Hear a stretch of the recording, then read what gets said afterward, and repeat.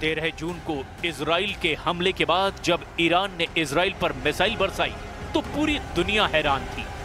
Iran missile attack का हर record तोड़ रहा था।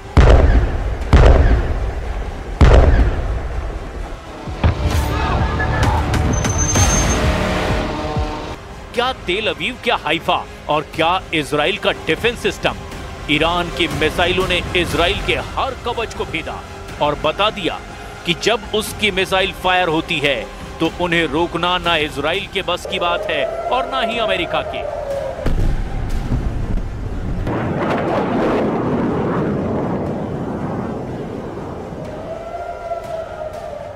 बारह दिन तक ईरान के गुस्से को पूरी दुनिया ने देखा और अब इन्हीं हमलों से सीखते हुए ईरान ने एक बड़ा ऐलान किया है।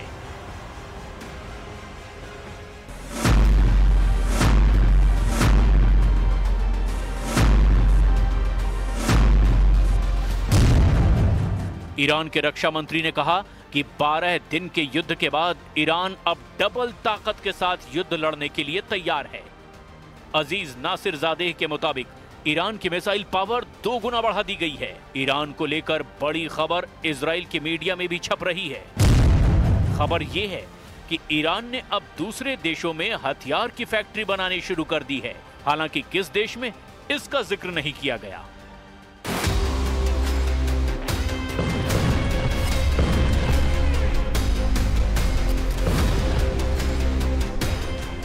ऐसा इसीलिए क्योंकि 13 जून को जब इजराइल ने ईरान पर हमले से युद्ध की शुरुआत की, तब इजराइल की एयरफोर्स ने ईरान के कई हथियार फैक्ट्रियों को टारगेट किया। अपने सर्वोच्च नेता खामनेई के ऑर्डर पर ईरान अब ऐसा खतरा और नहीं उठाना चाहता।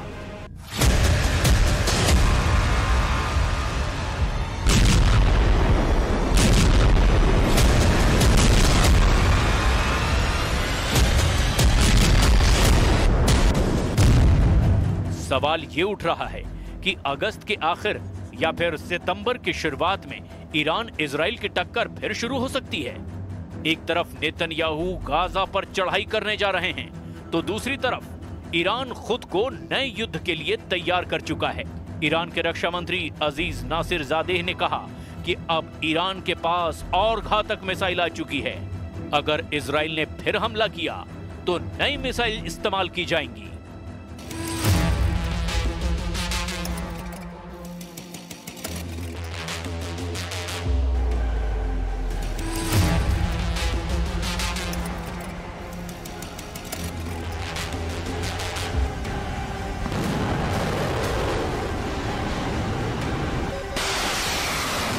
ईरान की असली ताकत उसकी मिसाइल है और इजराइल पर हुए हमलों की कामयाबी को देखते हुए ईरान का फोकस अब मिसाइल उत्पादन पर है।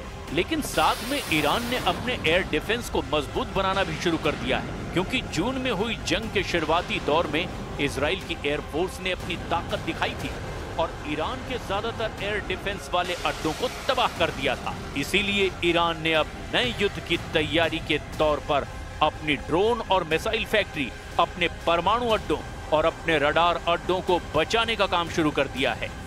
इसके लिए इन सभी ठिकानों को बेहतर डिफेंस सिस्टम से लैस किया जा रहा है ताकि इजराइल अगली बार हमला करे तो ऐसे ठिकानों को बचा लिया जाए।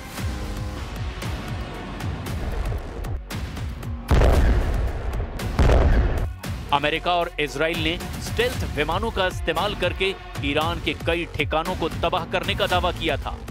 इसमें ईरान का फोर्दो परमाणु अड्डा भी था, लेकिन अब अमेरिका के दावे को एक जनरल ने पलीता लगा दिया है। अमेरिका ने DIA यानी डिफेंस इंटेलिजेंस एजेंसी के प्रमुख लेफ्टिनेंट जनरल जेफ्री क्रूज को बर्खास्त कर दिया है। जनरल क्रूज ने अपनी रिपोर्ट में दावा किया था कि अमेरिका के हमलों से ईरान का परमाणु कार्यक्रम पूरी तरह तबाह नहीं हुआ है। जनरल क्रूज के अलावा navy reserve chief vice admiral Nancy Lacore ने नेवी सील के प्रमुख रियर एडमिरल मिल्टन सेकंड्स को भी पद से हटा दिया है। ये खबर इस वक्त अमेरिका के हर बड़े अखबार और मीडिया में हेडलाइन बन चुकी है। ट्रंप प्रशासन ने जिस तरह इन अफसरों को पद से हटाया उसकी खूब आलोचना हो रही है, क्योंकि इन्होंने वैसे रिपोर्ट नहीं दी जैसे कि ट्रंप ने ईरान के परमाणु अड्डों पर बमबारी करने को लेकर दावा किया था। ट्रंप की सरकार में उन्हीं की खुफिया एजेंसी अगर ये दावा कर रही है कि ईरान का कुछ नहीं बिगड़ा, तो इससे एक बात साबित होती है, और वो ये कि न सिर्फ इजराइल बल्कि अमेरिका के पास भी ईरान के परमाणु कार्यक्रम को 100% खत्म करने की ताकत नहीं है। भले ही ट्रंप ने B-2 विमानों का इस्तेमाल किया, भले ही उसने दुनिया का सबसे बड़ा बंकर बस्टर बम गिराया, लेकिन जब खुफिया एजेंसी की रिपोर्ट कह रही है कि ईरान को बहुत ज्यादा नुकसान नहीं हुआ, तो अब आगे क्या होने वाला है? इजराइल पर ईरान के मिसाइल अटैक को रोकने में अमेरिका पहले ही अपने हाथ जला चुका है।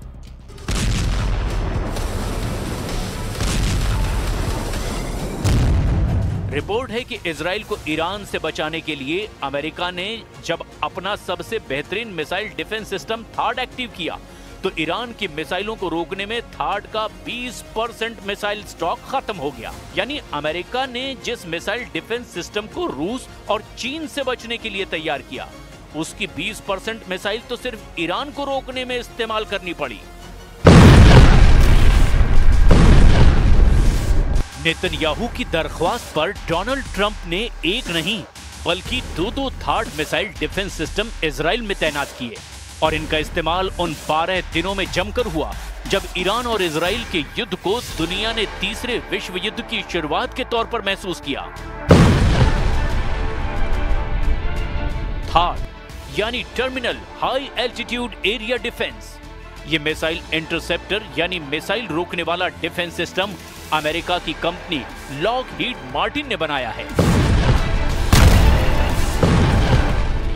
अमेरिका के रक्षा मंत्रालय यानी पेंटागन से थाड को लेकर कुछ सवाल पूछे गए, जिससे न सिर्फ इजराइल बल्कि अमेरिका के पूरे डिफेंस सिस्टम की पोल खुलती हुई नजर आ रही है, क्योंकि यह खबर अब वर्ल्ड हेडलाइन बनकर के डोनाल्ड ट्रंप और बेंजामिन नेतन्याहू को परेशान कर रही है।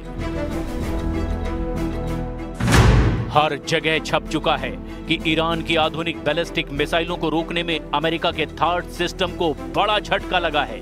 सिर्फ 12 दिनों में उसका 20% स्टॉक खत्म हो गया है। अब अमेरिका को अपना स्टॉक भरने में 8 साल का वक्त लग सकता है। थाड के इस मिसाइल इंटरसेप्टर की कीमत 106 करोड़ रुपए बताई जाती है। 2024 में अमेरिकी सेना को सिर्फ 11 थाड इंटरसेप्टर मिले थे। 2025 के अंत तक अमेरिका को 12 और थाड इंटरसेप्टर मिलने की उम्मीद है, जबकि 2026 में अमेरिका थाड के लिए 25 से 37 नई मिसाइल बना पाएगा। इसकी लागत बहुत ज्यादा है। थाड के एक मिसाइल इंटरसेप्टर की कीमत 106 करोड़ रुपए बताई जाती है।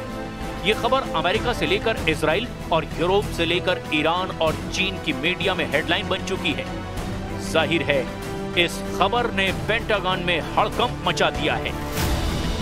12 दिन के युद्ध के दौरान ही अमेरिका ने थाड की इतनी मिसाइल जाया कर दी, जिसके उत्पादन करने में उसे कई साल लग जाएंगे।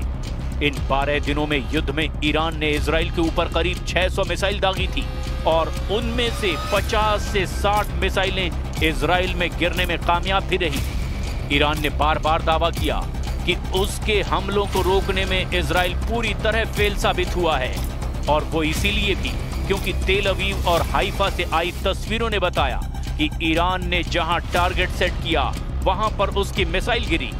एक साथ इतने मिसाइलों का सामना करके दुनिया का कोई भी एयर डिफेंस सिस्टम या मिसाइल डिफेंस सिस्टम क्यों ना हो, वो घुटने के बल बैठने पर मजबूर हो जाएगा। और इजराइल में यही हुआ। ईरान ने 12 दिनों के युद्ध के दौरान बार बार बताया कि उसकी मिसाइल पावर को हल्के में ना लिया जाए। थाड को लेकर अमेरिका में जो रिपोर्ट आई, उस रिपोर्ट में बताया गया कि युद्ध से पहले अमेरिका के पास थाड की 650 मिसाइलों का स्टॉक था, लेकिन इजराइल और ईरान की जंग के दौरान उसको 150 से ज्यादा मिसाइलें फायर करनी पड़ी। रिपोर्ट में यह भी बताया गया कि ईरान ने जब कतर में अमेरिका के मिलिट्री अड्डे पर मिसाइल दागी, तब अमेरिका को अपनी 30 पैट्रियट मिसाइलों को लॉन्च करना पड़ा ताकि वो ईरान के हमलों को नाकाम कर दे, लेकिन उसमें भी वो पूरी तरह कामयाब नहीं हो पाया।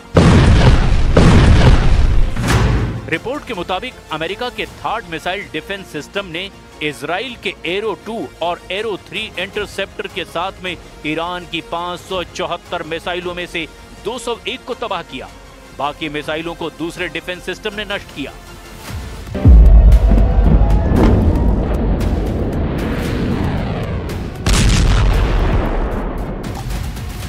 ईरान की मिसाइल पूरी तरह फेल नहीं हुई। इसकी गवाही तो तेल अवीव और हाइफा में हुई तबाही भी दे रहे हैं। इसीलिए ये कहा जा रहा है कि थार्ड या एरो पूरी तरह कामयाब रहे। ये सरासर गलत है, क्योंकि तेल अवीव के बीचों बीच ईरान की मिसाइल गिरी है, जबकि ईरान का दावा है कि उसने इजराइल के सीक्रेट अड्डे नेवातीम एयरबेस को भी टारगेट बनाया। यहां पहले से ही थार्ड मिसाइल डिफेंस सिस्टम तैनात था।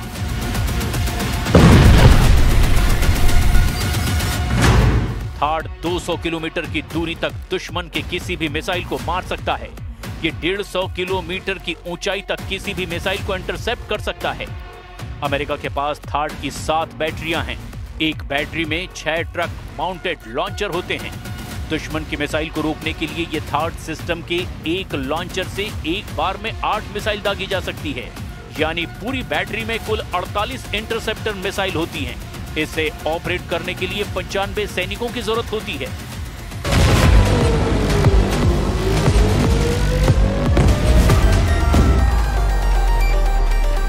इजराइल में ऐसे 2-2 सिस्टम तैनात रहे, लेकिन क्या ये काफी साबित हुए? बिल्कुल नहीं। हाइफा और तेल अवीव में गिरती हुई मिसाइलों ने बताया कि ईरान एक बार में सैकड़ों मिसाइल फायर करने की ताकत रखता है और उनको रोकना ना इजराइल के बस की बात है और ना ही अमेरिका इसमें 100% कामयाब रहा। और अब ईरान ने अपनी मिसाइल पावर को 2 गुना करने का ऐलान किया है। ऐसे में समझा जा सकता है कि नया युद्ध हुआ या फिर जंग फिर शुरू हुई तो अमेरिका और इजराइल को ईरान से कैसे टक्कर मिलेगी।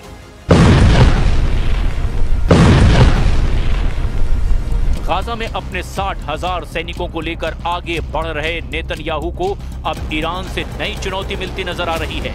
लेकिन ईरान ने जो वीडियो जारी किया है उसके टारगेट पर अमेरिका हो सकता है। ईरान ने अपने युद्धाभ्यास का वीडियो जारी किया है। ये इजराइल के साथ साथ अमेरिका को धमकी है। जून के महीने में इजराइल से युद्ध के बाद ईरान की सेना ने अपना युद्धाभ्यास किया है। फारस की खाड़ी में ईरान ने अपनी क्रूज मिसाइल और ड्रोन वाली पावर दिखाई है।